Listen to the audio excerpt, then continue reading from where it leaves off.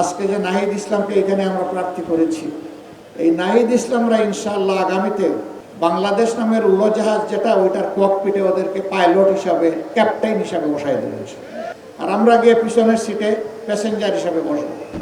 আমরা বিশ্বাস করি বাংলাদেশকে সঠিক গন্তব্যে এরা নিয়ে যাবে ইনশাআল্লাহ।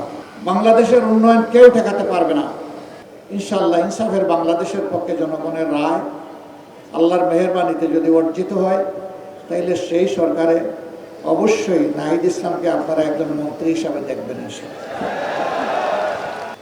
আমরা হাতে হাত ধরে একসাথে কাজ করব, তবে শুধু 11 আসনের জন্য নয়। সারা বাংলাদেশ এখন জেগে উঠেছে। তরুণ যুবকেরা তাদের দৃষ্টিভঙ্গি জানিয়ে দিয়েছে। তারা বলে দিয়েছে আমরা পুরানো বন্দোবস্তে আর নাই, বস্তাপতা রাজনীতি আর ফিরিয়ে আনতে চাই না, নতুন বাংলাদেশ আমরা দেখতে চাই, বাংলাদেশের নতুন রাজনীতির উত্থান চাই।